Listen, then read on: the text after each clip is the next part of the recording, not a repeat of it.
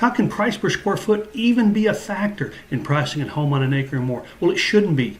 Absolutely, positively should not be. So watch this short video to find out exactly what you need to know.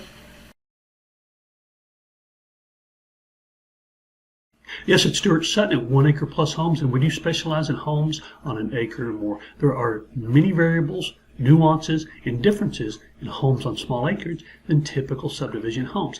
That's why we're addressing this pricing issue. My wife actually says that what real estate agents will not tell you is kind of like what you might not have known before you got married, that you found out after you were married. So let's talk about what you need to know now instead of waiting until after you list your home with a typical agent. And pricing is an important one. First problem is that most agents simply work subdivision homes. Cookie cutter type homes, same floor plans over and over, same finish out, that type of thing. Now, price per square foot can be a little more accurate in that scenario. I actually don't even like it in that scenario.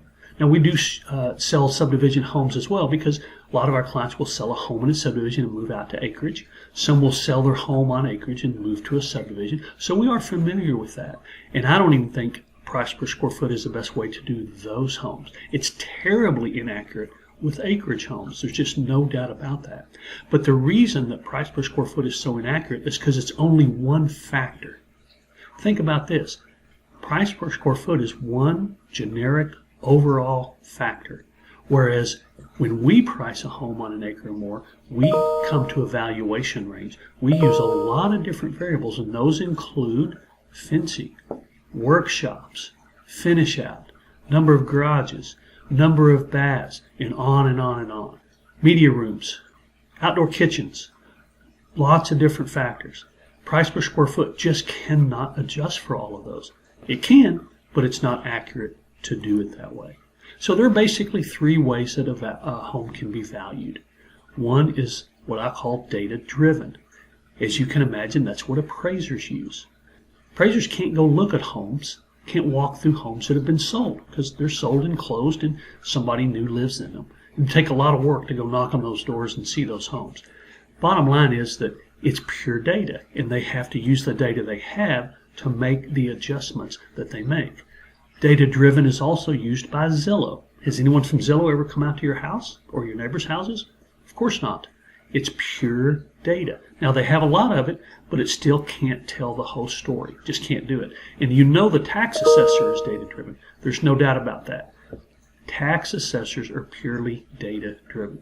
There's a big difference in the data and the subjective perspective. What do I mean by that? Well, data doesn't tell you if the landscaping is all dead and gone or it's beautifully manicured. It doesn't tell you if the paint's peeling or it's got a fresh new coat of paint.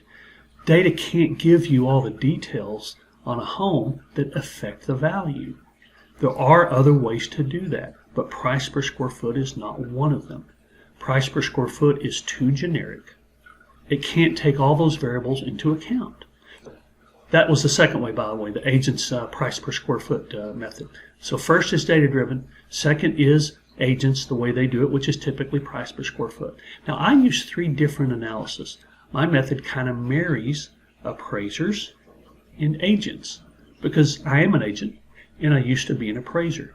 So the way we value a property has to do with methodology that is proven to be objective and data driven, but also subjective because of the variables that are involved.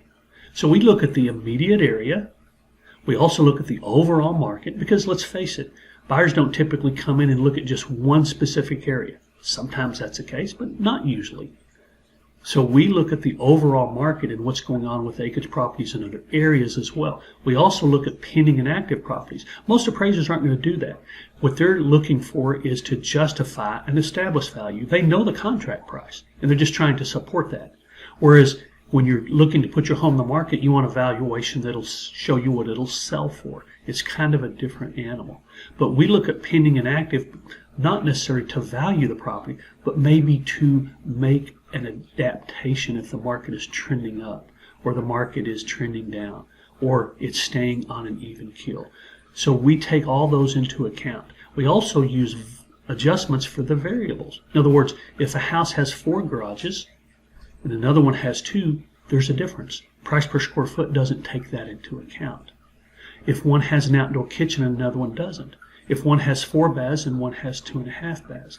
If one has 1.2 acres and one has 3.7 acres.